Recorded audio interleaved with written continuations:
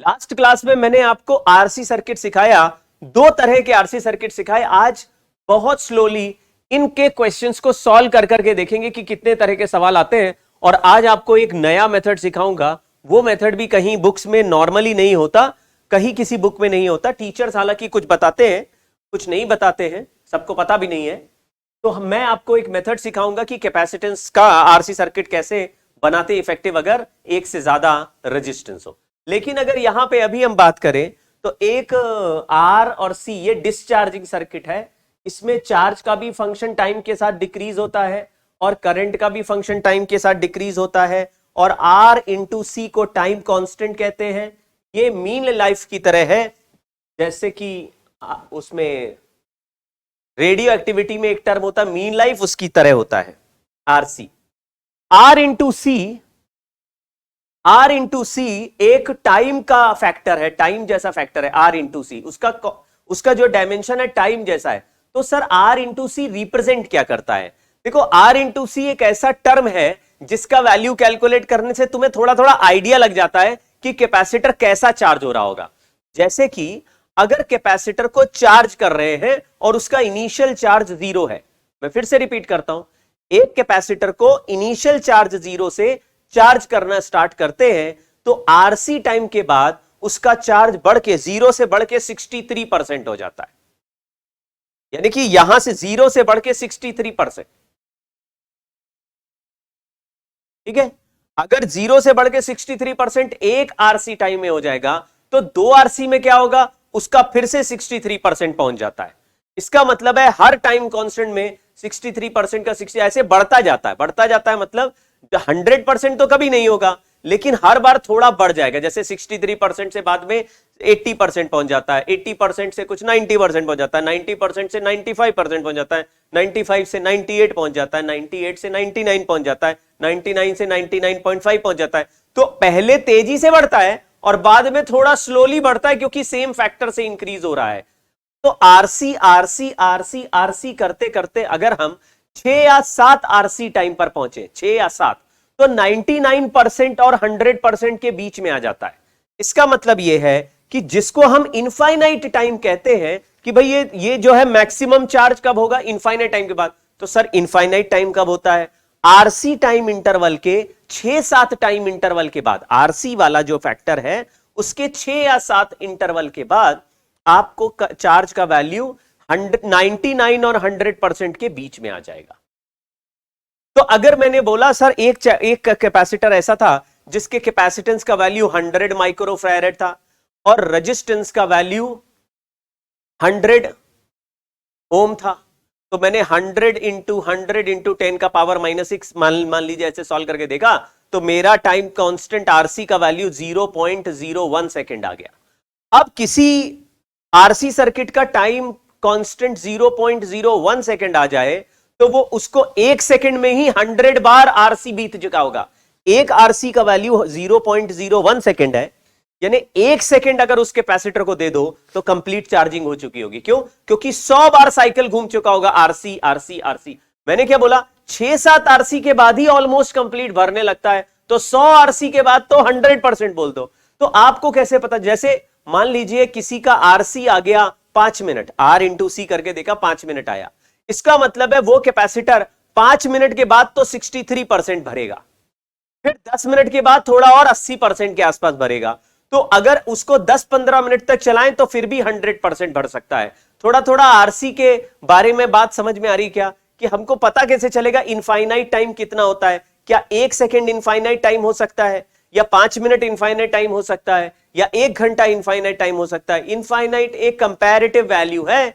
हम जिस आरसी की बात कर रहे हैं, अगर उससे उसके मुकाबले टाइम इंटरवल बहुत बड़ा हुआ तो इनफाइनाइट टाइम। एक बार बहुत पहले यह सवाल ऐसा आया कि पूछा 10 मिनट के बाद कैपेसिटेंस में कितना चार्ज होगा, और आरसी का वैल्यू सॉल्व करके देखा तो 1 सेकेंड आ रहा था। तो आर इंटू सी 1 सेकेंड है, और 10 मिनट के बाद चार्ज पूछा तो 1-1 सेकेंड के तो हजारों इंटरवल इसमें बीत गए, तो आपको मतलब 100-600 इंटरवल बीत गए, तो आपको कंप्लीट चार्जिंग मान लेनी है और आपको 100% यानी चार्ज का value CV.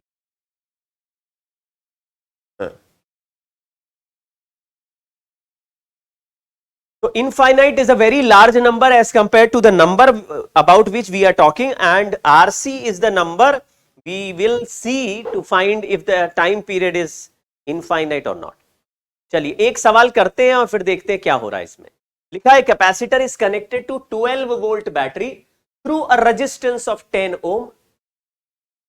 It is found that the potential difference across the capacitor rises to 4 volt in 1 microsecond. Capacitor का जो वोल्टेज होता है वो Q बाई C होता है और Q का formula CE 1 minus E raise to power minus T by RC था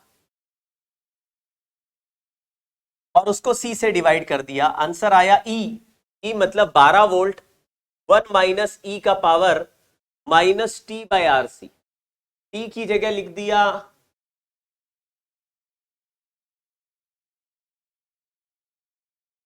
1 माइक्रोसेकेंड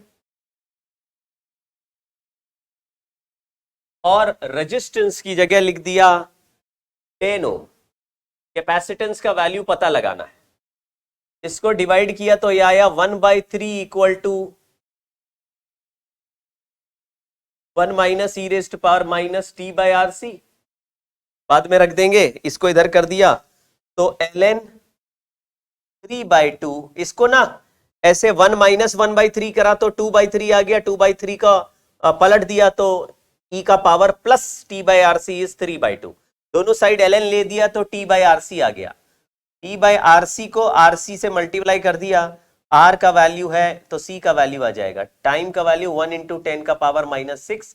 रेजिस्टेंस का वैल्यू है 10 और ln 3/2 से डिवाइड किया. ये कैपेसिटेंस का आंसर आ गया फैरेड में. अब इसमें ln 3 और ln 2 का वैल्यू दिया है तो ln 3 माइनस ln 2 करके यहां पे रख देंगे. ठीक है. अब हमारे पास यहां पे एक बैटरी है E का. दो रेजिस्टेंस R और R के हैं और स्विच 1 पे है. तो हमने बोला at t is equal to 0 switch जो है वो 1 पे है और इनिशियल चार्ज कैपेसिटर का 0 है.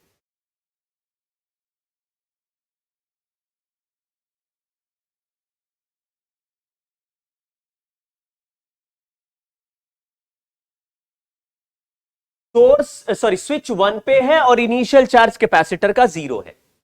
ऐसा करने से कैपेसिटर चार्ज हो जाएगा. तो लिखा है find charge on capacitor at t is equal to RC. Then switch is shifted from 1 to 2 at t is equal to RC. Find charge on capacitor at any time t greater than RC. Also find charge at current at t is equal to 2 RC. Question जरा देख लो आराम से. इस सवालों में हमको दो चीजें पता लगानी है. एक, पहला, जब स्विच 1 पे था तब टाइम t इक्वल टू 0 था. यहां से सर्किट चालू हुआ तो चार्जिंग सर्किट है. बीच वाले रेजिस्टेंस में कोई करंट या चार्ज फ्लो नहीं कर सकता क्योंकि ये ओपन सर्किट है. तो जो भी करंट इधर से निकलेगा ऊपर कैपेसिटर से होता हुआ नीचे आएगा. सर ये तो RC सर्किट हो गया. RC सर्किट में यहां से चार्ज करंट फ्लो होता हुआ कैपेसिटर को चार्ज करता हुआ यहां से वापस आएगा. ये पूरा ऐसा क्लोज्ड लूप हो गया. इस क्लोज्ड लूप में ये जो बैटरी E की है इसकी वजह से इस कैपेसिटर में चार्ज इंक्रीज होने लगेगा. तो ये चार्ज का फंक्शन हमें ऑलरेडी पता है. Q is equal to CE bracket 1 minus E raise to power minus T by RC. Question पूछा कि t is equal to RC पे चार्ज बताओ, तो आरसी यहां रख दिया। अगर t की जगह आरसी रख देंगे तो आरसी से आरसी कट जाएगा, पावर -1 रह जाएगा। तो charge at t equal to RC is टीई 1 माइनस ई रेस्ट पावर -1, यानी सीई 1 माइनस ई -1/e, ऐसे कर दिया। इसको 1/e कर दिया, e -1/e। ये e -1/e या 63% बोल सकते हैं, बिल्कुल सही जवाब है, बहुत बढ़िया। अब सवाल पूछा कि जब 1 से 2 पे शिफ्ट कर दिया तो आगे का चार्ज बताओ। थोड़ा ध्यान से देखना, स्विच अगर 1 से कट करके 2 पे ऐसे शिफ्ट कर दूं तो फिर ये नीचे वाला सर्किट हट जाएगा, ये सर्किट हट गया। अब केवल ये वाला सर्किट बचा, इसमें कैपेसिटर का एक प्लेट पॉजिटिव नेगेटिव है, तो रिवर्स डायरेक्शन में करंट फ्लो होके इस रेजिस्टेंस के थ्रू कैपेसिटर का डिस्चार्जिंग होने लगेगा। तो अगर मैं ये कहूं कि टाइम ग्रेटर देन आरसी हो जाए और स्विच को 1 से हटा के 2 पे शिफ्ट कर दे तो डिस्चार्जिंग सर्किट है। लेकिन जो चार्ज ऑलरेडी कैपेसिटर पे है वो वाला चार्ज है जो आरसी टाइम के बाद आया था, विच इज 0.63 इंटू सीई, या फिर सीई ब्रैकेट ई -1/e। ये दोनों एक ही चीज है, 63% ऑफ सीई या सीई ई -1/e। ये चार्ज का वैल्यू जो आया था at t is equal to RC, वही इनिशियल चार्ज ऑफ कैपेसिटर हो जाएगा। Initial charge of discharging capacitor.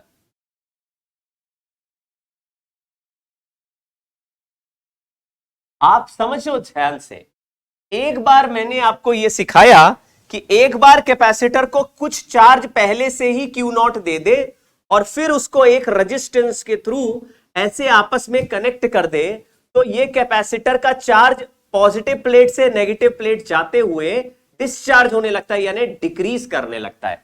ऐसे में चार्ज का फंक्शन Q0 इंटू ई रेस्ट पावर -t/RC होता है। पिछले सर्किट में C और R अभी भी सेम है, ये भी R है, ये भी R है, इसलिए RC का वैल्यू RC ही है, t/RC। अब इसमें वैल्यू रख रहे, चार्ज का वैल्यू था जो इनिशियल चार्ज था स्विच क्लोज करने से जस्ट पहले, वो था 0.63 इंटू सीई, या इसको इसकी जगह ये भी लिख सकते 0.63 सीई, और आगे ये तो Q0 हो गया, Q0। अब आगे लिखना ई रेस्ट पावर -t/RC। तो t की जगह देखो मैंने क्या लिखा, उसको समझना और ताली बजाना बच्चों, t -RC/RC लिखा, क्योंकि ये टाइम t इक्वल टू 0 से ले रहे हैं और ये वाला सर्किट RC टाइम के बाद स्टार्ट हुआ, यानी RC टाइम इस सर्किट का t इक्वल टू 0 की तरह ट्रीट होगा। तो आप सोचो जरा कि जब भी आप ग्राफ, आपने फंक्शन वाला चैप्टर पढ़ा है क्या? मैथ्स में फंक्शन वाला चैप्टर पढ़ा है क्या? अगर हमको कोई function e raise to power x या fx बनाना है और अगर वो x इक्वल टू 0 से उठा के अगर मैं इनिशियल पॉइंट को x इक्वल टू a पर शिफ्ट कर दूं, यानी कि अगर ग्राफ को x इक्वल टू a पे शिफ्ट करूं तो फंक्शन का नाम x माइनस a हो जाएगा। क्या ये बात समझ पा रहे हो?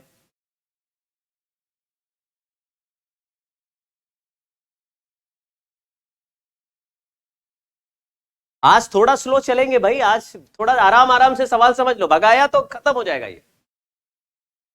तो अगर ये t माइनस आरसी क्यों लिखा, इसका मतलब समझ गए क्या कि t में से आरसी टाइम ऑलरेडी बीत चुका है, ये आरसी रखने पर 0 वाला रिजल्ट है, इसलिए मैंने t माइनस आरसी कर दिया, क्योंकि इस फंक्शन का इनिशियल पॉइंट आरसी है। जैसे अगर किसी फंक्शन का initial point x equal to 0 के बजाय अगर x इक्वल टू a कर दूं तो फंक्शन x माइनस a का आ जाता है, वैसे t माइनस आरसी, ये time initial time x t equal to RC का है, तो t माइनस आरसी का फंक्शन बन जाएगा। थोड़ा ध्यान देना, ये हो गया। तो यहां पे t माइनस आरसी लिखा है, इसका मतलब समझना आरसी टाइम ऑलरेडी बीत चुका है, उसके आगे के टाइम का फंक्शन बना रहे हैं, तो आरसी टाइम उस टाइम में से सब्ट्रैक्ट करके आगे का फंक्शन दिखेगा। ये वाला वैल्यू यही है जो आप ऑलरेडी लिख चुके हैं। चार्ज का function as a function of time आ गया। अब पूछा है करंट बताओ, वो भी कब, जब टाइम का वैल्यू 2RC हो। तो मैं t की जगह 2RC रखूंगा और इसको पहले डिफरेंशिएट कर दूंगा। तो डिफरेंशिएट करने पर 0.63 CE अपॉन RC से डिवाइड कर दिया और e raised power -t - RC upon RC। क्या ये जो RC मल्टीप्लाई वाला है वो ऐसा डिवाइड में चला गया? तो ये देखो, आप डायमेंशनली भी देखना तो voltage E by R current का डायमेंशन बनेगा। तो 0.63 E by R e raised to power, अभी t की जगह 2RC रख रहे हैं, लेकिन RC टाइम पहले बीत चुका है, तो मतलब RC टाइम के बाद ही पूछा है, तो ये 2RC - RC अपॉन RC करेंगे तो e रेस्ट टू पावर -1 ही आएगा। वैसे अगर किसी को जल्दी में दिखाया जाए कि मैंने 2RC टाइम दे दिया तो वो बोलेगा e रेस्ट टू पावर -2 आएगा, लेकिन RC टाइम ऑलरेडी बीत चुका है। 0.63 कैसे आया बोल रहे, ये समझ नहीं आया। ये जो e रेस्ट टू पावर -1 होता है, इसका वैल्यू ही 0.37 होता है। तो यहां पे 1 minus e raised to power -1 जो हुआ, तो ये 1 माइनस 0.37 हो गया। तो सर हमें कैसे पता कि 1 e रेस्ट टू पावर -1 का वैल्यू 0.37 होता है? कैलकुलेटर है कि नहीं, मोबाइल है, उसमें कैलकुलेटर खोलना और एक बार करके देख लेना।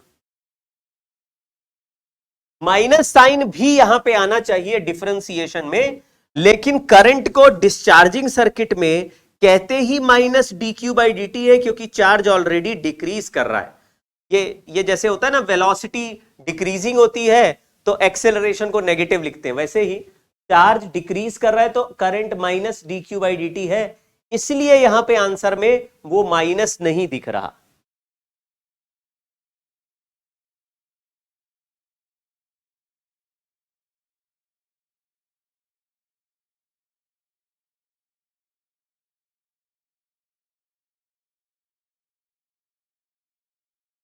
तो ऐसे सवाल आपसे पूछे जा सकते हैं कि थोड़ी देर तक चार्जिंग सर्किट, उसके बाद discharging circuit.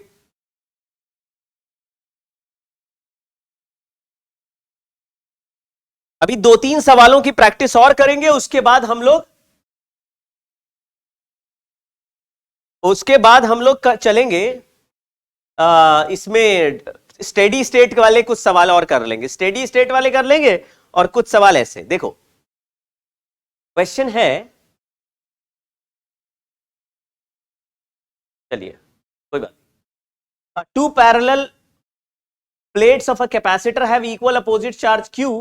The dielectric which is filled with capacitor between the capacitor plate has a dielectric constant k, resistivity rho, so that initial leakage current carried by capacitor is given by relation इतना। ये एक देखो, एक सवाल मैंने इस तरह का इसलिए ले लिया कि कई बार लीकेज करंट का नाम आ जाएगा तो आपको घबराना नहीं है। लीकेज करंट ऐसे कैपेसिटर में होती है जिसमें डाइलेक्ट्रिक मटेरियल ही कंडक्टिंग हो जाता है। नॉर्मली डाइलेक्ट्रिक जो स्लैब होती है, जिसके दोनों साइड कैपेसिटर प्लेट चिपका के कैपेसिटर बनाते हैं, ये स्लैब नॉन कंडक्टर होती है, यानी इसके थ्रू चार्ज फ्लो नहीं कर सकता। तो अगर ये कैपेसिटर का प्लेट प्लस क्यू है और इसका प्लेट माइनस क्यू है, तो यहां से यहां तक तभी करंट फ्लो होना चाहिए जब हम बाहर से जोड़ें और चार्ज पॉजिटिव प्लेट से नेगेटिव प्लेट की तरफ जाए। इसको बोलते हैं डिस्चार्जिंग सर्किट। लेकिन कभी कभी ऐसा होता है कि कोई कैपेसिटर को हमको बाहर से जोड़ने की जरूरत नहीं पड़ती, अंदर का मटेरियल ही पार्शियली कंडक्टिंग हो जाता है, यानी पुअरली कंडक्टिंग। अब लेकिन थोड़ा भी कंडक्टिंग हो गया तो अंदर से ही इलेक्ट्रॉन ट्रैवल कर करके, जैसे करंट फ्लो होता है, पॉजिटिव प्लेट हायर पोटेंशियल है, नेगेटिव प्लेट लोअर पोटेंशियल है, अंदर से करंट नहीं फ्लो होना चाहिए था, लेकिन अंदर से करंट फ्लो होके रखा कैपेसिटर डिस्चार्ज हो जाएगा। यानी एक कैपेसिटर चार्ज करके रखा और उसका पॉजिटिव प्लेट से चार्ज निकल के डाइलेक्ट्रिक स्लैब के थ्रू सरकता हुआ नेगेटिव प्लेट तक पहुंच जाएगा। इस करंट को कहते हैं लीकेज करंट, और लीकेज करंट से कैपेसिटर खुद ही डिस्चार्ज हो जाता है। तो अगर कैपेसिटर का चार्ज Q है और इसका कैपेसिटेंस C है, C का वैल्यू एप्सिलॉन नॉट KA/D होगा, तो potential difference of capacitor Q/C होगा। और हमने फॉर्मूला सुना है करंट का V is equal to IR, यानी कि डेल्टा V/R। तो डेल्टा V की जगह लिखा Q/C और C की जगह लिखा एप्सिलॉन नॉट KA/D, और रेजिस्टेंस होता है रो L/A। रो L की जगह लिखा D और एरिया की जगह लिखा A से A कट गया, D से D कट गया, तो आपको करंट का आंसर दिखने लगा Q upon epsilon naught K into. ये हमने हमेशा पहले भी लिखा था कि अगर कैपेसिटर और रेजिस्टेंस का एक जैसा शेप होता है तो R into C rho epsilon naught K is 3 number के प्रोडक्ट के बराबर होता है।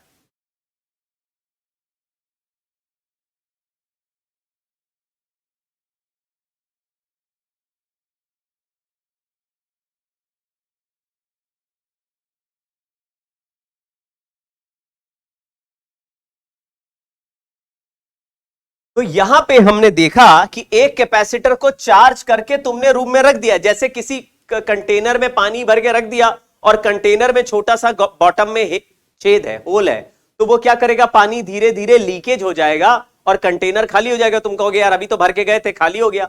तो वैसे ही कैपेसिटर को आपने चार्ज करके रखा और कैपेसिटर के पॉजिटिव प्लेट से नेगेटिव प्लेट की तरफ चार्ज इस स्लैब के थ्रू ही फ्लो होने लगा। ये स्लैब हल्का सा कंडक्टिंग है।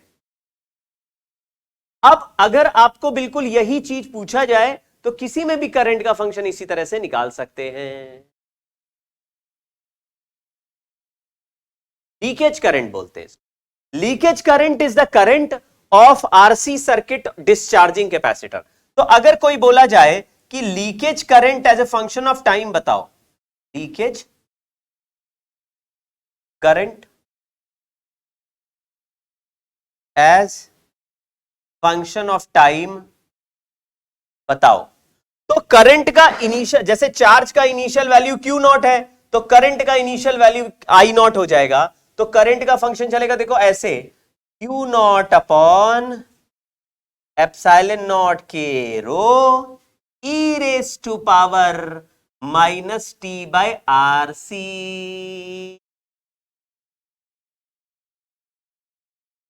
क्या ये कोई समझ पाया? सर रेजिस्टेंस को कैसे लिखेंगे, और कैपेसिटेंस तो इसमें दिया नहीं है। कैपेसिटर अगर दो प्लेट ऐसी है और करंट ऐसा फ्लो हो रहा है तो length of capacitor, length of width of the slab is length through which current is flowing. Area plate का जो A है उतने ही एरिया से करंट भी फ्लो होके जा रहा है, तो एरिया की जगह A, फॉर्मूला होता है रो L/A। L की जगह लिख दिया D, L की जगह लिख दिया रो, ये हो गया रेजिस्टेंस। कैपेसिटेंस का फॉर्मूला होता है एप्सिलॉन नॉट KA/D। ये मैं क्यों बता रहा हूं मुझे नहीं पता, फिर मैं R इंटू सी कर दूंगा, R इंटू सी, ये हमने किया हुआ है पहले। तो D से D और A से A कट जाएगा, एप्सिलॉन नॉट K और फिर ये रो, ये RC का वैल्यू हो गया। तो e raise to power minus T/RC में RC की जगह epsilon naught K into rho यहां पे रख दोगे, हमारा एक आंसर आ जाएगा, leakage current as a function of time. Plus देखो जैसे जैसे बर्डन बढ़ता है अपने आप से उम्मीदें बढ़ने लगती हैं। हमको 4 चैप्टर समझ में आ गए, 3 चैप्टर मेरे स्ट्रांग हो गए, तो कहीं अपने आप से उम्मीदें आ जाती हैं कि कहीं मेरा सिलेक्शन तो नहीं हो जाएगा इस बार। अब जब उम्मीदें बढ़ने लगती है फिर एक चैप्टर नहीं कम समझ में आता है, या उसमें अभी टाइम कम लग रहा है, कम मिल रहा है तुम्हें, और 4 चैप्टर 5 चैप्टर एक साथ पढ़ने की कोशिश कर रहे हो, तो वो कंट्रोल नहीं आता जो पहले चैप्टर दूसरे तीसरे चैप्टर में आ रहा था। तो उस समय कंट्रोल फ्रीक हमारा नेचर ये कहता है यार ये चैप्टर अब इतने स्ट्रांग नहीं हो पा रहे, तो अगर वो स्ट्रांग नहीं हो पा रहे तो अब हमारा सिलेक्शन नहीं होगा। तो पहले उम्मीद बढ़ गई, अब उम्मीद घट गई, तो उस उम्मीद बढ़ने घटने से हमको बेचैनी होती है, एंजाइटी आ जाती है। आप लोग देखिए ऐसे में हमेशा कोशिश कीजिए कि हम ज्यादा रिजल्ट के बारे में नहीं सोचेंगे, हम ज्यादा तौल हिसाब किताब नहीं करेंगे, हमारा जो काम है वो हम करेंगे। हमारा काम है सुबह से रात तक पढ़ना और पढ़ के रिजल्ट बनाना, मतलब कि पढ़ के हमको ज्यादा से ज्यादा क्वेश्चन सॉल्व कर लेने हैं।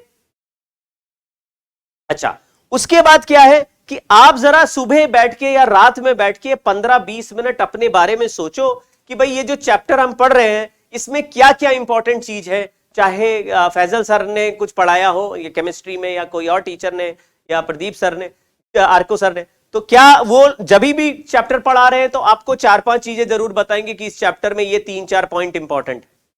अगर नहीं पढ़ाएंगे तो आप पूछ लो कि सर इस चैप्टर की 3-4 इंपॉर्टेंट चीजें बता दीजिए जो सबसे ज्यादा पूछी जाती हैं। तो आप अपना ज्यादातर टाइम उन 3 से 4 कॉन्सेप्ट पे बिताइए जो ज्यादा पूछे गए। हो सकता है वो किसी चैप्टर में 5 हो, किसी चैप्टर में 8 हो, लेकिन अगर 20 में से 4 या 5 हमने आइडेंटिफाई कर लिए ऐसे पॉइंट जो ज्यादा पूछे गए हैं, उनको ही ज्यादा स्ट्रांग रखना है। हर चैप्टर का 20 से 30% अगर हम स्ट्रांग करके गए तो पूरे पेपर का 80% हम सॉल्व कर लेंगे। यही तैयारी करने का सबसे बढ़िया तरीका है। अगर आप हर चैप्टर में पिन पॉइंट कर पाए कि ये 5 या 6 इस चैप्टर के 10 फॉर्मूले हैं, उसमें ये 8 ज्यादा पूछते और 50 चीजें हैं, एक बार लिख के देख लो। 10-15 मिनट अपने दिन का इस सब जुगाड़बाजी में बिठाओ कि भाई कौन सी चीजें हैं जो ज्यादा आती हैं। हर चैप्टर को मैं 3-4 पार्ट में डिवाइड करता हूं और उसमें भी आपको जरूर बताता हूं कि इसमें 3 तरह के सवाल ज्यादा आ रहे हैं।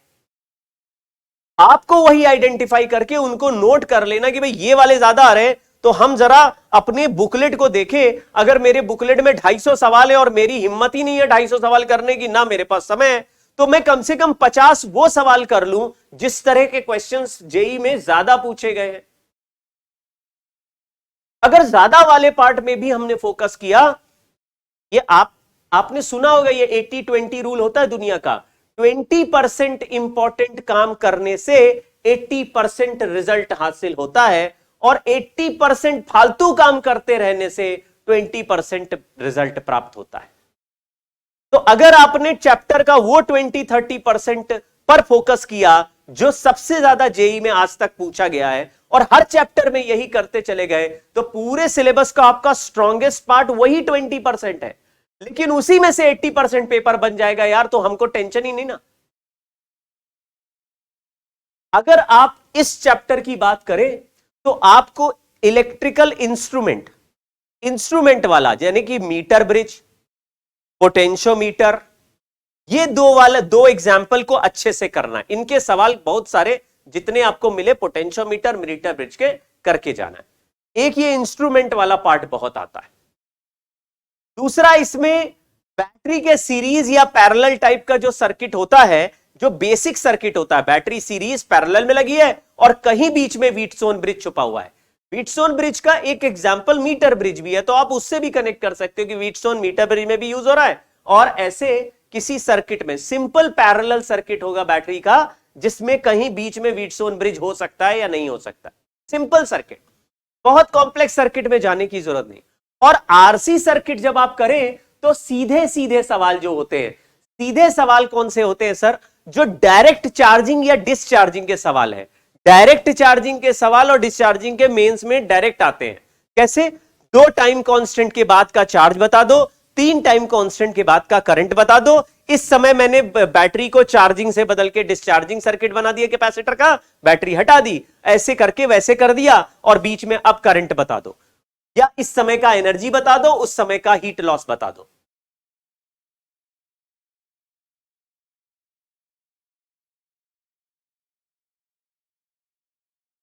बोल रहे हैं कि इसमें सर अगर बैटरी जोड़ देते और कैपेसिटेंस शुरुआत में 0 होता, तो क्या ये वैसा वाला Q is equal to Q naught E1 minus E raise to power minus T by RC वाला कहानी बन जाता? क्या ये जो मैंने लिखा अगर बैटरी कनेक्ट कर दिया तो? मान लो इनिशियली कैपेसिटर खाली था, कोई चार्ज नहीं था, और इसमें बैटरी कनेक्ट कर दिया, तो क्या ये सिंपल आरसी सर्किट चार्जिंग वाला बन जाएगा? बिल्कुल बन जाएगा, आरसी चार्जिंग बन जाएगा।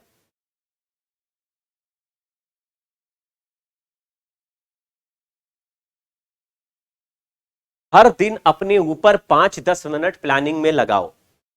प्लानिंग करना सबसे इंपॉर्टेंट पार्ट है आपके तैयारी का, किसी भी चीज में सक्सेसफुल होने का प्लानिंग ही सबसे इंपॉर्टेंट पार्ट है। जो बच्चे अच्छी प्लानिंग कर रहे हैं, मतलब 5-10 मिनट शांत जगह पे जाके बैठो और सोचो कि आज दिन भर में हम क्या करना चाहते हैं, उसमें से भी सबसे इंपॉर्टेंट 4 काम क्या है। हमको 50 काम करने, लेकिन 4 इंपॉर्टेंट काम देख लो यार। आप 20% सबसे इंपॉर्टेंट चीजों पे ज्यादा फोकस करो, ज्यादा एनर्जी लगाओ, उनको सीरियसली करो, पहले वो करो। उसके बाद छोटे छोटे आलतू फालतू काम भी करोगे, आपको रिजल्ट बहुत अच्छा मिलेगा। कई लोग कहते हैं सर दिन भर पढ़ते रहे लेकिन कुछ आउटपुट ही नहीं आया। यही तरीका है कि अगर आप इंपॉर्टेंस के हिसाब से पढ़ते तो आपका आउटपुट बेटर होता। The electric field between the plates of a parallel plate capacitor of 2.0 microfarad drops to 1/3 of its initial value in 4.4 microsecond when the plates are connected by thin wire। तो ये discharging circuit है। और electric field जो होता है discharging circuit हो गया। Electric field charge के प्रोपोर्शनल है, तो इलेक्ट्रिक फील्ड अगर 1/3 हो जाएगा तो चार्ज भी 1/3 कर दो। अगर चार्ज का फंक्शन 1/3 कर दे तो Q0/3 equal to Q0 e raise to power minus T by RC कर दिया, तो टाइम का वैल्यू RC ln3 आ गया। अब टाइम का वैल्यू क्वेश्चन में दिया है 4.4 माइक्रो सेकेंड। रेजिस्टेंस का वैल्यू पूछा गया है, कैपेसिटेंस का वैल्यू 2 माइक्रोफैरेड है, और ln3 का वैल्यू हमको पता रहता है। तो हमारा रेजिस्टेंस का वैल्यू कैलकुलेट हो सकता है 2.2 अपॉन ln3, और ln3 है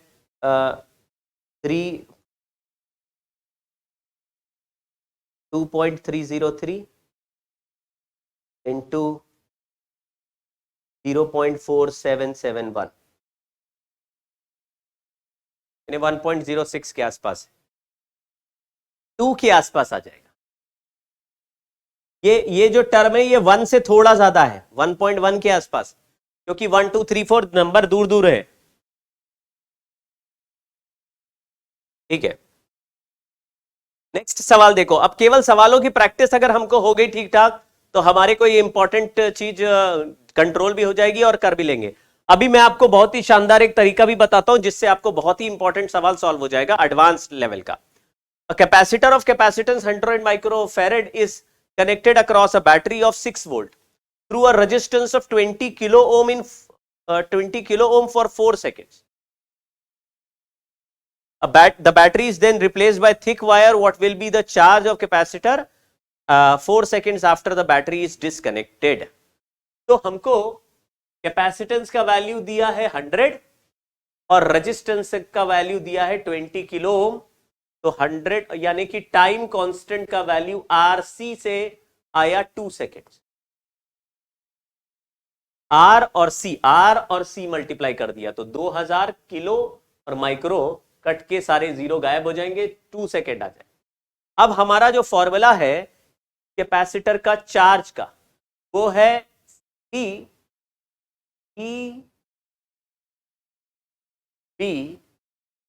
E raised power minus T by tau. T by tau क्या वैल्यू 2 है।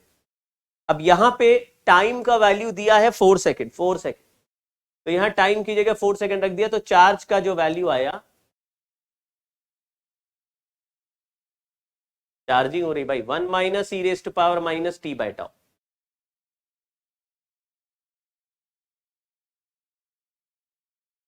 तो 600 माइक्रोकूलम 1 माइनस ई रेस्ट पावर माइनस 2, ये आ गया वो चार्ज जो t इक्वल टू 2 पे था, नहीं 4 सेकेंड्स पे था। अब इसके बाद वाला सर्किट डिस्चार्जिंग है।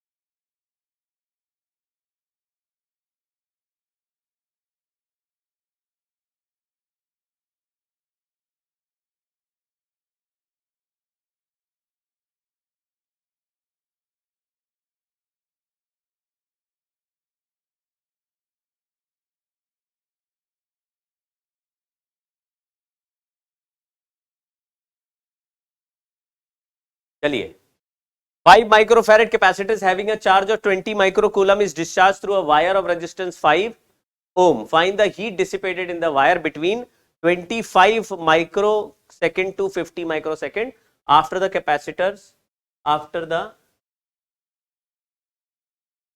connections, as action connections are made. Charge इसका है 20, ये हो गया Q नॉट, इसको रेजिस्टेंस के थ्रू डिस्चार्ज कर रहे हैं. रेजिस्टेंस में करंट का फंक्शन होता है Q naught by RC e raised power minus T by RC. Heat का फॉर्मूला जूल हीटिंग होता है I स्क्वायर R dt का इंटीग्रेशन. I स्क्वायर का वैल्यू है Q naught square by RC square e raised power minus 2 by RC. तो dt के साथ integrate कर दिया T1 से T2. जब भी हम करेंगे तो RC बाई 2 ऐसे डिवीजन में चला जाएगा, यानी डिवीजन में 2 बाई RC, RC ऊपर, तो R और C कट गए और 2 नीचे. 1 by 2 Q naught square by C e raised power minus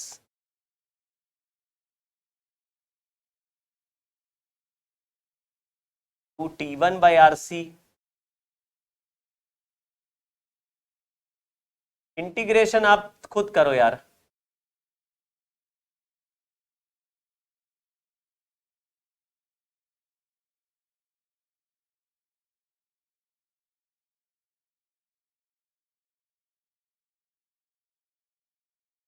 तो यहां T1 टाइम मतलब 25 पहले रखेंगे, 50 बाद में रखेंगे. 25-50 रखने के बाद कुछ आंसर आ जाएगा. e रेस्ट पावर माइनस 1 का वैल्यू 0.37 है. तो e raised power minus 2 0.37 into 0.37 e raised power minus 3 उसका क्यूबिक है. तो ऐसा थोड़ा सा हल्का सा सॉल्व करना होता है, ज्यादा दूर दूर नंबर लिखे रहते हैं, तो आपको 4 में से कोई एक क्लोजर आंसर पकड़ना है. 2.7, 3.7, 5.7, 4.7 बड़े बड़े नंबर हैं. आप चाहो तो अभी कैलकुलेटर से कर लेना, क्योंकि जेई में जो सवाल आते हैं उनमें कैलकुलेशंस और आसान होंगे, स्पेशली मेंस में. चलिए, ये एक इंपॉर्टेंट है, इंपॉर्टेंट रिजल्ट है, इसको पकड़ना. इसका सवाल आ चुका है और अभी फिर से आ सकता है. सेम कहानी इंडक्टर में, यानी कि एलआर सर्किट एक आएगा, सेम ट्रांजिएंट सर्किट, उसमें भी सिमिलर कहानी आती है, और वहां पर यह सवाल 2-3 बार आ चुका है. तो यहां पर भी आ चुका है, वहां पर भी आ चुका है, यही स्पेशल क्वेश्चन. तो इसको ध्यान से देखो, बहुत अच्छा सवाल है. Find rate of energy stored in a charging capacitor at time T. हमने ये मान लिया कि कैपेसिटर चार्ज हो रहा है और इनिशियल चार्ज इसका 0 है, और कैपेसिटर को चार्ज करने के लिए सर्किट में एक रेजिस्टेंस और एक बैटरी लगा दिया. कैपेसिटेंस C का है, इनिशियल चार्ज 0 है. तो चार्जिंग होते समय बोल रहा है कि किस रेट से एनर्जी स्टोर हो रही है. तो एनर्जी स्टोर्ड का फॉर्मूला पहले लिख लेते हैं, उसको डिफरेंशिएट करेंगे तो रेट आ जाएगा. Energy stored U is equal to half square by C. Charge as a function of हमें पता है, तो एनर्जी स्टोर्ड का फंक्शन आ गया. रेट ऑफ एनर्जी स्टोर्ड का मतलब रेट जिस चीज में लग जाए उसको डिफरेंशिएट करते हैं टाइम के रिस्पेक्ट में. तो du बाई dt हो जाएगा. तो हाफ Q स्क्वायर का differentiation 2Q dQ by dt upon C. 2 से 2 काट दिया. तो rate of energy store du by dt equal two by C dQ by dt. dQ by dt होता है करंट, तो ये हो जाएगा Q by C into I. अब फंक्शन बनाते हैं. तो du बाई dt का जो फंक्शन आएगा वो ऐसा आएगा. चार्ज का फंक्शन है CV bracket 1 minus C raised power minus T by RC upon C कर दिया, इंटू करंट का फंक्शन है V by R into E raised power minus T by RC.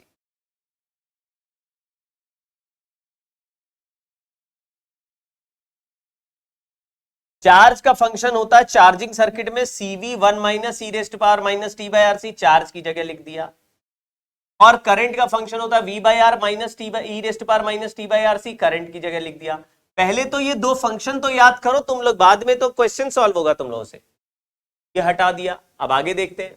Function बना du बाई डी टी, यानी कि rate, तो मैंने rate को रेट बोल दिया, रेट, इसको स्मॉल आर बोल देते हैं, small R equal to B square by R 1 minus E raised power minus T by R C into E raised power minus T by R सी।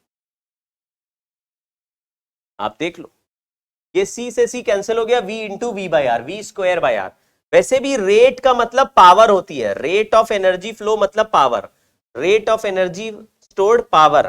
तो पावर का function V square by R के dimension से match भी कर रहा है।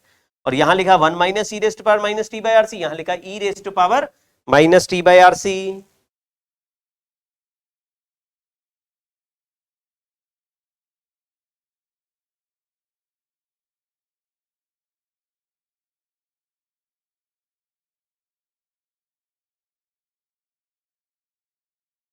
अब यहां पे ये ऐसे हो गया। अब पूछा है रेट मैक्सिमम करने का तरीका बताओ। तो रेट मैक्सिमम का मतलब है, रेट का जरा फंक्शन देखो तो ग्राफ बनेगा कैसे। ये रेट आर का फंक्शन है, रेट आर का फंक्शन है टाइम टी। तो आप अगर एक्स ई टी को टी इक्वल टू 0 डालो तो ई का पावर 0 मतलब 1, और 1 माइनस 1 करेंगे तो आ जाएगा 0। 0 इंटू 1 0 होता है, यानी रेट इनिशियली 0 है। और t टेंड्स टू इंफिनिटी करेंगे तो ये भी 0 हो जाएगा और ये भी 0 हो जाएगा, तो 1 इंटू 0 0। तो ये ऐसे करके रेट इंक्रीज करेगा और फिर डिक्रीज करेगा। 0 पर भी रेट 0 है और t टेंडिंग टू इंफिनिटी पर भी रेट डिक्रीज होके 0 की तरफ जा रहा है। तो कहीं ना कहीं कोई फंक्शन दो जगह 0 हो तो बीच में कहीं मैक्सिमम जरूर होता है। यही टाइम हमको किस रहा है, किस टाइम पर मैक्सिमम होगा। तो मैक्सिमम रेट निकालने के लिए dr बाई डी टी को 0 तो अंदर मल्टीप्लाई कर दो और डिफरेंशिएट करके 0 कर दो। बी स्क्वायर बाई आर अंदर ले लिया, मतलब कॉमन है, और e raised power minus T by R C minus E raised power minus 2 by R C is rate. अब डिफरेंशिएट कर रहे हैं, dr बाई डी टी, जो कांस्टेंट है वो कांस्टेंट बाहर रहेगा। इसका डिफरेंशिएशन है -1 by R C raised power minus T by R C. इसका डिफरेंशिएशन है -2 by R C e raised power minus T by R C. और इनका सम कर दो 0, तो ये 0 में चला गया, आरसी भी 0 में चला गया, तो इसको उधर भेज देते। E raised power minus 2t by R C equal to E raised power minus T by R C. ये ऐसा लग रहा है जैसे एक्स स्क्वायर है और ये एक्स है, एक बार कैंसिल करेंगे तो यहां पे पावर 2 है, यहां पावर 1 है, एक कैंसिल हो जाएगा। तो रिजल्ट बना 2 into E raised power minus T by R C equal to 1, यानी e raised power minus T by R C equal to 1 by 2। तो पलट देते हैं, t by R C equal to L N two, इधर लिख रहे हैं, तो टी का वैल्यू आया R C L N two. ये कौन सा टाइम है, बड़ा इंपॉर्टेंट सवाल है। ये वो टाइम आया जिस पे मैक्सिमम हो गई power, is equal to R सी।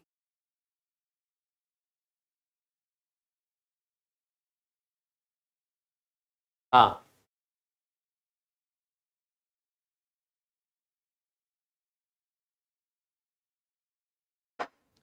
वहां ई रेस्ट पावर माइनस 2t था, मैंने गलती से t लिख दिया था। एक है minus T by R C, दूसरा है माइनस 2t बाई आर सी। तो एक को डिफरेंशिएट किया तो -1 बाई आर सी बाहर आया, और दूसरे को डिफरेंशिएट किया तो -2 बाई आर सी बाहर आ गया।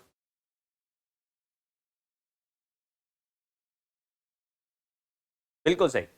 अब इसमें ये जो टाइम का value R C L N two आया, या e raised power minus T by R C का वैल्यू 1 बाई 2 आया, देखो इसका वैल्यू देख लो, e raised power minus T by RC का वैल्यू 1/2 आया, तो रेट का मैक्सिमम वैल्यू निकालते समय e raised power minus T by RC की जगह हम यहां से 1/2 और यहां पर भी 1/2 लिख सकते हैं।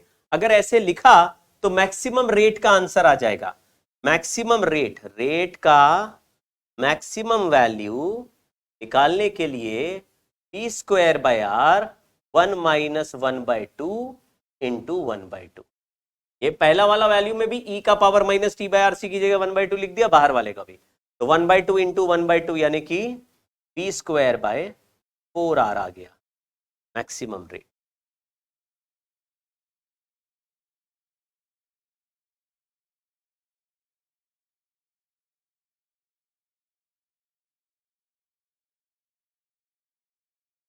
चलिए, a capacitor of 2.5 microfarad is charged through a series resistor of 4 mega ohm.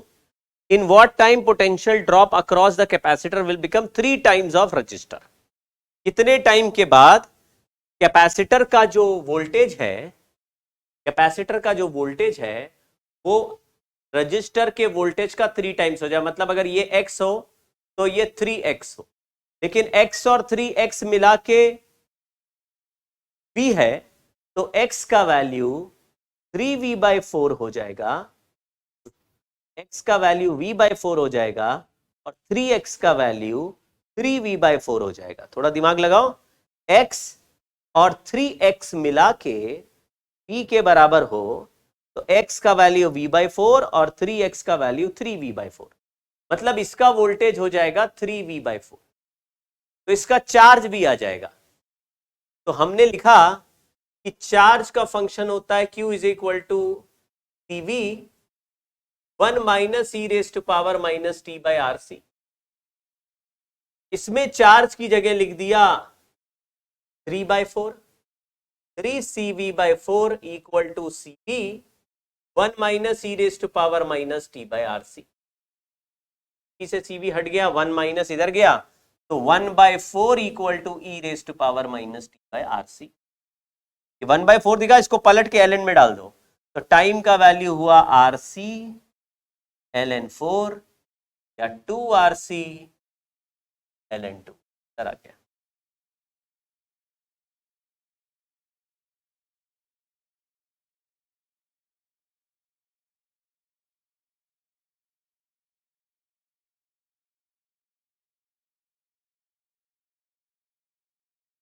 सवाल में लिखा है कि potential drop across capacitor will be 3 times of that of register. तो हमने मान लिया रेजिस्टेंस का पोटेंशियल ड्रॉप है, पोटेंशियल डिफरेंस है x, और ये सवाल में लिखा ये 3 टाइम्स दिया है। कैपेसिटर का पोटेंशियल डिफरेंस रजिस्टर के पोटेंशियल डिफरेंस से 3 टाइम्स है, तो ये इसको x मान लिया, तो इसको 3x लिखना पड़ेगा। ये कोई समझा क्या?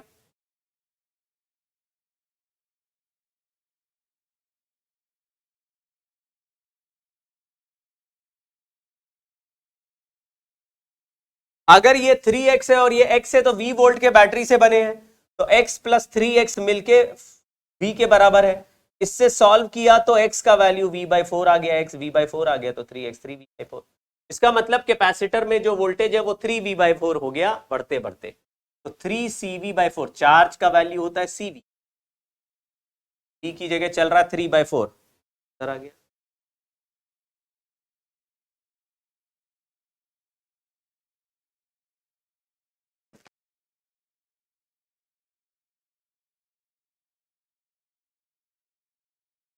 चलिए 1 मिनट अभी करते हैं, ये सब स्टेडी स्टेट वाले हैं।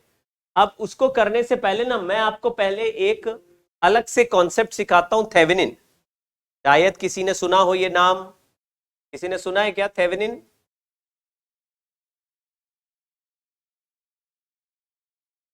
थेवेनिन हो गया रब्बा रब्बा। अगर एक capacitor, one capacitor and many resistor हो, तो फिर charge as a function of time कैसे लिखे, और हम इफेक्टिव टाइम कांस्टेंट का वैल्यू कैसे निकालें। इफेक्टिव टाइम कांस्टेंट का वैल्यू, वैसे तो टाइम कांस्टेंट का वैल्यू होता है आरसी, लेकिन अगर बहुत सारे रेजिस्टेंस हो तो आर इफेक्टिव इंटू सी का वैल्यू कैसे निकालें। ये दो चीजें लिखने का तरीका है थेवेनिन। मैं आपको बताता हूं, आप उसको सीखना। अगर आप पहली बार सुन रहे तो आपको थोड़ा अजीब लगेगा ये, लेकिन एक बार आपके दिमाग में बैठ गया तो, वैसे थेवेनिन थोड़ा डिटेल्ड मेथड है, लेकिन हम इसको इस पर्टिकुलर सर्किट के लिए ही बता रहे हैं। वन कैपेसिटर है, मेनी रजिस्टर है, और बैटरी भी बहुत सारी है। देखो ध्यान से, आराम आराम से, ये ऐसे, फिर ऐसे कैपेसिटर, यहां भी रजिस्टर, यहां भी बैटरी। अब मैंने एक रैंडम सर्किट बना दिया। आप कहेंगे सर ये सर्किट आसान लग रहा है, ये दो पैरेलल ब्रांचेस को ऐड कर दो, ये वो ठीक। ये मान लो बैटरी है बाई 3, ये बैटरी है ई की, ये रेजिस्टेंस है आर, रेजिस्टेंस है आर, ये रेजिस्टेंस है आर, ये कैपेसिटर। सवाल क्या है? सवाल है find charge on capacitor as a function of time. बस यही पता लगाना है।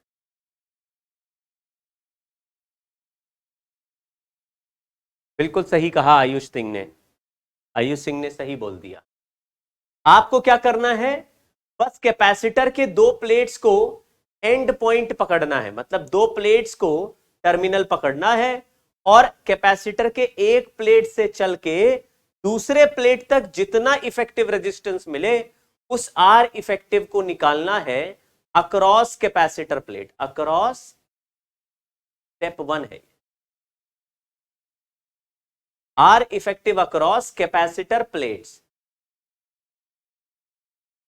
और उसको आर इफेक्टिव इंटू सी में मल्टीप्लाई कर दिया तो टाइम कांस्टेंट आ जाएगा। तो कभी भी टाइम कांस्टेंट का सवाल पूछा जाए तो आपको बस प्लेट के एक टर्मिनल से दूसरे प्लेट तक जाना, कैपेसिटर के एक प्लेट से चल के दूसरे प्लेट तक जाना है। ऐसा करते समय बैटरी कोई दिखे तो इग्नोर कर दो, इग्नोर बैटरी, और battery is replaced with plane wire. हम लोग सुपर पोजिशन में भी ये करते थे कि बैटरी हटाते थे तो प्लेन वायर लगा देते थे। ठीक है, देखो जरा, दूसरा स्टेप है रिमूव कैपेसिटर। थोड़ी देर के लिए कैपेसिटर हटाओ to make capacitor branch as open circuit. Capacitor branch an open circuit, मतलब ओपन ब्रांच बन जाएगी, कैपेसिटर हटा दो। Then find potential difference across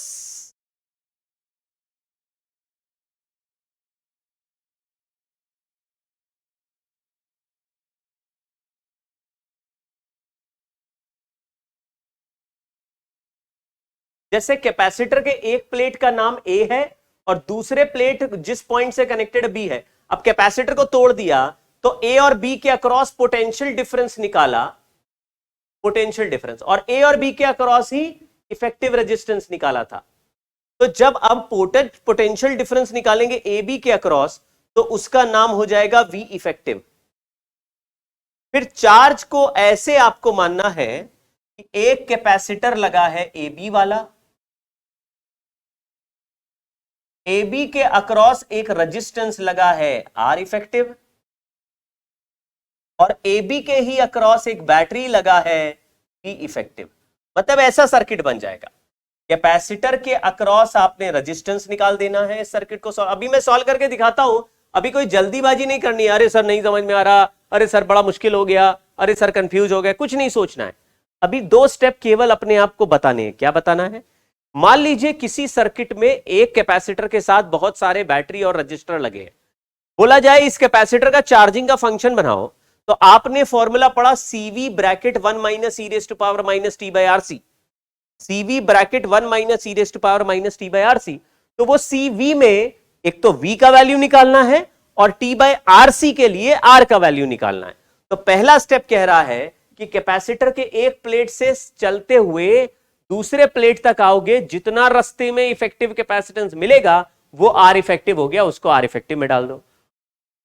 second step है कि कैपेसिटर को तोड़ दो और ए से बी चलते हुए आओ सर्किट में, इस ब्रांच को ओपन सर्किट मानते हुए, यानी कैपेसिटर ब्रांच को तोड़ दिया, कैपेसिटर ब्रांच में करंट फ्लो नहीं कर सकता, अब आपको ए से बी चल के आना है, चाहे तो पीछे से चलते आओ चाहे इधर से, और जितना भी पोटेंशियल डिफरेंस कैपेसिटर का है उतने वोल्टेज की बैटरी बना लो।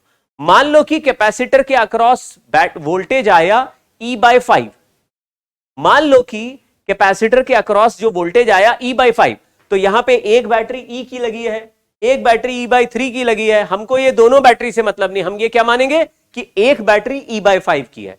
मान लो टोटल रेजिस्टेंस आया 3R/2, तो हम ये नहीं मानेंगे कि इसमें 4 रेजिस्टेंस है कि 15 रेजिस्टेंस है, हम कहेंगे एक रेजिस्टेंस है जिसका वैल्यू है 3R/2। तो एक बैटरी और एक रेजिस्टेंस और एक कैपेसिटर में कन्वर्ट हो जाएगा, और इस टाइप के सवाल का आंसर लिखना आसान है, मतलब ये कर सकते हैं। ठीक है, तो क्या लिखा उसको देखो। हमने लिखा ये सर्किट फिर से बना लो, यहां पे एक बैटरी हुआ, एक रेजिस्टेंस हुआ, फिर यहां एक रेजिस्टेंस हुआ, फिर यहां एक बैटरी हुआ, फिर एक रेजिस्टेंस हुआ, फिर एक कैपेसिटर हुआ। अब आपको कैपेसिटर को हटा के चेक कर लेना है कि क्या करें। अब ए से बी चलते हुए जा रहे हैं, ये रेजिस्टेंस आ रहे हैं, ये आ रहे हैं, यहां पे जब पहुंचेंगे तो दो रास्ते ब्रेक हो जाएंगे, यानी कि ये दोनों रास्ते पैरेलल हो गए। तो बैटरी को इग्नोर कर देना, बैटरी को प्लेन वायर मानना है, केवल रेजिस्टेंस को देखना। तो ये आर और आर पैरेलल में हो गए R/2, और ये रास्ते से चल के यहां पे आया, ये आर सीरीज में हो गया, तो आर इफेक्टिव का वैल्यू आया 3R/2।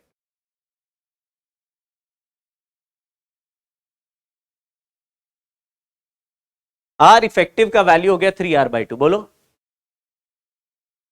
अब आर इफेक्टिव एक बार आ गया, आर इफेक्टिव एक बार आ गया, तो हमने अब वी इफेक्टिव निकालने का सोचा।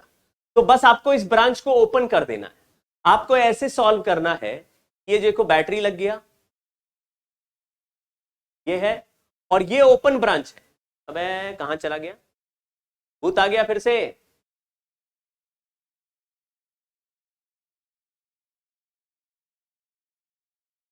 इसको ओपन ब्रांच की तरह लेना, यहां ए और बी है। अब जो भी करंट यहां से फ्लो होगा वो इधर से घूमता हुआ यहां से वापस आ जाएगा, लेकिन आगे नहीं जाएगा क्योंकि ओपन सर्किट है। तो यहां से जो करंट फ्लो करेगा उसमें आर और आर सीरीज हो गए, यानी कि जो करंट का वैल्यू है वो E/2R हो जाएगा। तो मैंने सोचा यहां से यहां तक रेजिस्टेंस R है और इसमें करंट E/2R है। अब ए यहां पे लिख दिया कोई पॉइंट X, यहां लिख दिया Y और ये लिख दिया B। इसमें कोई करंट नहीं है, ये करंट 0 है बच्चों। अब जरा सॉल्व करते, ए से X गए कुछ नहीं मिला, X से Y गए तो करंट नीचे E/2R है, रेजिस्टेंस R है। तो X से Y का जो पोटेंशियल डिफरेंस है वो करंट का वैल्यू E/2R है, रेजिस्टेंस का वैल्यू R है, R से R कैंसिल हो गया, आंसर आया E/2 X से Y का। अब Y से यहां गए कुछ नहीं मिला, यहां से ऊपर गए E/3 बढ़ गया, पहले X से Y घट गया था, अब E/3 बढ़ गया। तो ये E/2 माइनस में है, माइनस E/2 और प्लस E/3। इनको जरा सॉल्व किया, यहां तक पहुंच गए, और यहां पे कोई पोटेंशियल डिफरेंस नहीं क्योंकि करंट 0 है। तो टोटल पोटेंशियल डिफरेंस आया E/6, वो भी माइनस में आया, लेकिन हमें माइनस प्लस से कोई मतलब नहीं। तो बैटरी ऐसा लगा हमें लगे उल्टा बैटरी लगा हुआ है। अब बताओ, एक कैपेसिटर का, इस सर्किट का V इफेक्टिव कैपेसिटर के लिए आ गया है E/6, और इस कैपेसिटेंस का वैल्यू C है, और आर इफेक्टिव का वैल्यू आ गया है 3R/2। अगर कोई कहता है इफेक्टिव टाइम कांस्टेंट बताओ तो पहले ही सॉल्व हो चुका है।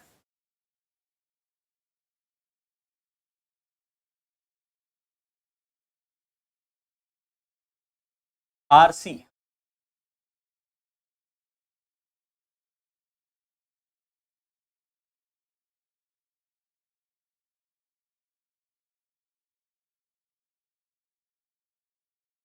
CV अबे 1 minus E raise to power minus T by RC। R की जगह लिखेंगे 3I/2 TE/6 1 minus E raise to power minus TRC/2।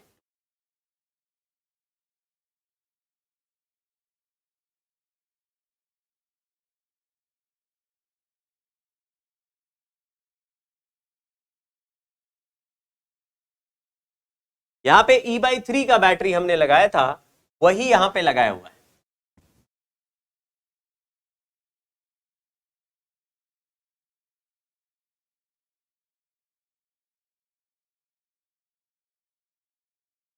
अब की ये वाला भूत बहुत दिनों बाद आया है, पहले लगातार हर दूसरे तीसरे क्लास में आ रहा था। ये जो मेरा पीपीटी वाला सॉफ्टवेयर है उसमें कुछ पागलपन हो गया है।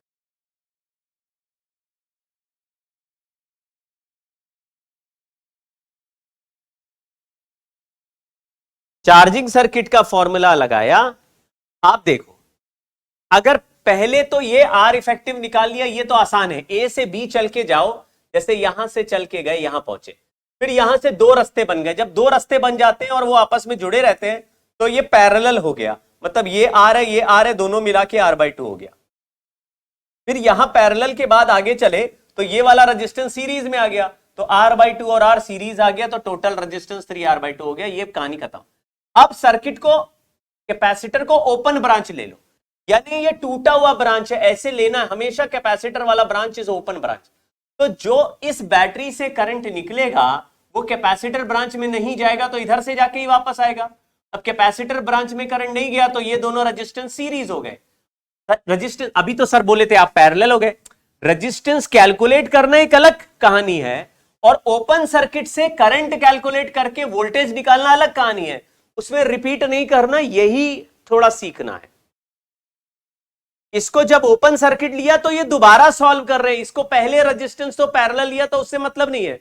इस बैटरी के लिए करंट निकलेगा तो यहां से होता हुआ यहां वापस जाएगा, तो साहब ये दोनों रेजिस्टेंस तो सीरीज हो गए। अभी अभी तो पैरेलल हुए थे, हाँ तो अभी पैरेलल थे, अब सीरीज हो गए। पहला कहानी अलग था, आर इफेक्टिव कैलकुलेट कर रहे थे, वी इफेक्टिव अलग तरीके से कैलकुलेट हो रहा है।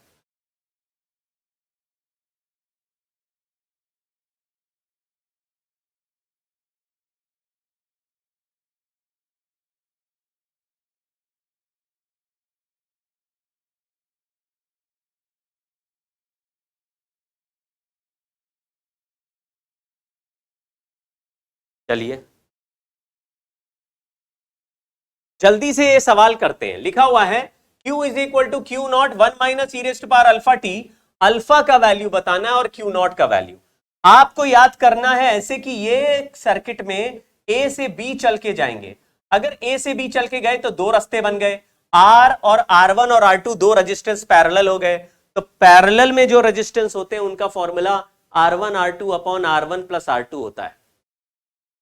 अगर उनको C से मल्टीप्लाई कर दिया, ये R इफेक्टिव का वैल्यू इंटू C हो गया, और ये R effective into C time constant होता है, और टाइम कांस्टेंट T के नीचे होता है, यानी यही वैल्यू 1 बाई अल्फा की इक्वल हो गई। तो अल्फा का वैल्यू हो गया R1 R2 C upon R1 plus R2 into R1 R2। ये देखिए एक लाइन में ही एक सेकंड में आंसर आ गया। ये देखो एडवांस का सवाल है ये। दूसरा पार्ट पूछा है Q नॉट का वैल्यू।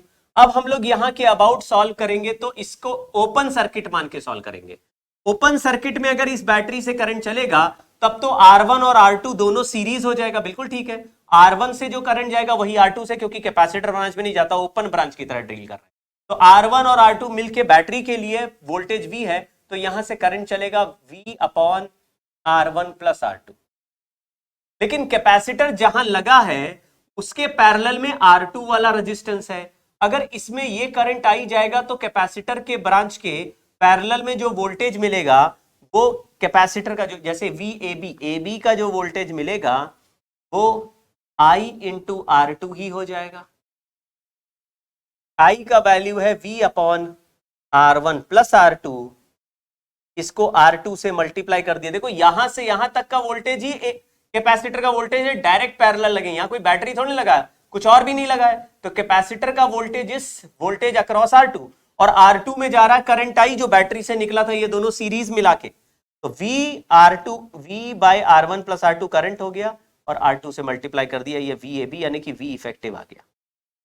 अब हमारा Q0 का वैल्यू होता है CV, तो C तो कैपेसिटेंस है C और V की जगह लिख दिया V इफेक्टिव, तो आंसर आया CV R2 अपॉन R1।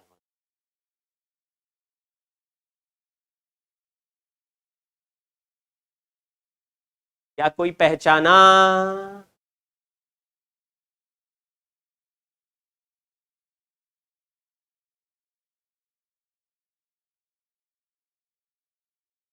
एक से ज्यादा कैपेसिटर हुआ लल्ला तो फिर छोड़ देना, ये मेथड ना लगाना।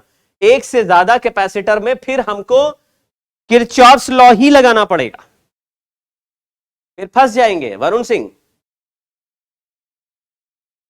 लेकिन एक से ज्यादा कैपेसिटर की कहानी आती नहीं, यही औकात से बाहर है भाई।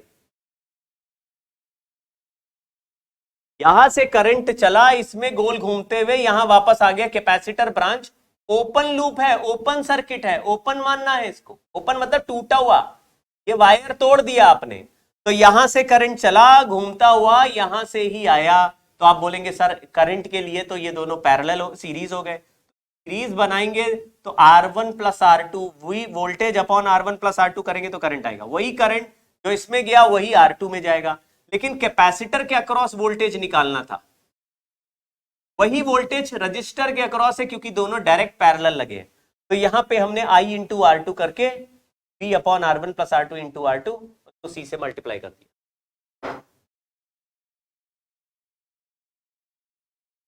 एक सवाल और देख लो, ऐसा क्या है, अपनी घर की बात है, तुम लोग टेंशन क्यों लेते हो। देखो ये सवाल भी आ चुका है, ठीक है। Find the charge Q on the capacitor as a function of time T। देखना ध्यान से, यहां पे A लिख दिया, यहां B लिख दिया। अब A से चल के B जाएंगे, सीरीज दो पैरेलल 3R/2, टाइम कांस्टेंट का वैल्यू हो गया, नहीं 3RC/2 टाइम कांस्टेंट का वैल्यू हो गया। खैर अच्छा, अब पूछा टाइम के साथ बताना, तो वोल्टेज और निकालेंगे। इसका वोल्टेज हमने कुछ पता लगाना, डेल्टा V, लेकिन याद रखिए इसमें करंट जीरो है। अब क्यों जीरो है? क्योंकि इसको ओपन सर्किट मान लिया, ओपन है ये ब्रांच, यहां करंट नहीं है, तो करंट यहां होगा, ये ऐसे करंट चल रहा है। अगर करंट ऐसे चलेगा तो इसमें करंट इतना सेम है, तो resistance to are V/2R, current गया यहां से यहां तक का वोल्टेज देखेंगे तो V/2R इंटू R, R से R कट गया, आंसर आया V/2।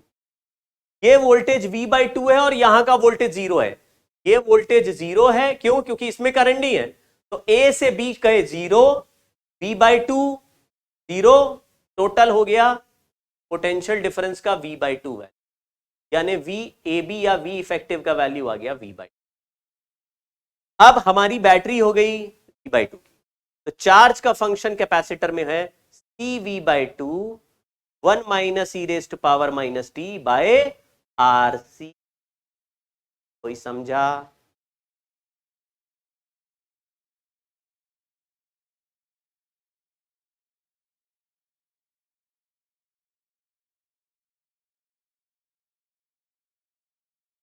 आठ नंबर का सवाल है, एक लाइन में सॉल्व कर सकते अगर आपको मेथड पता है तो, और अगर आपको मेथड नहीं पता तो इसमें किरचॉफ्स लॉ लगा के इंटीग्रेट करना पड़ेगा, जिसको सॉल्व करने के ही 8 नंबर है।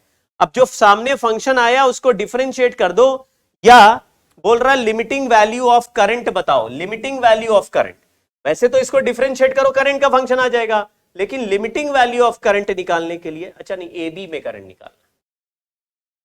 चलिए अगर हम लोग ए बी में करंट निकालें तो ऐसे कर सकते हैं, ए बी का जो, चलो छोड़ो, आप लोग खुद सोचना, ये वाला पार्ट आप खुद करना, होमवर्क है ये, एक बार सोचना भाई, है ना। तो बहुत बढ़िया पार्ट है ये वाला, ए बी में करंट निकालना बहुत बढ़िया पार्ट है, उसको आप अपने आप सोचना। लिमिटिंग वैल्यू निकालना बड़ा आसान है। Bye bye.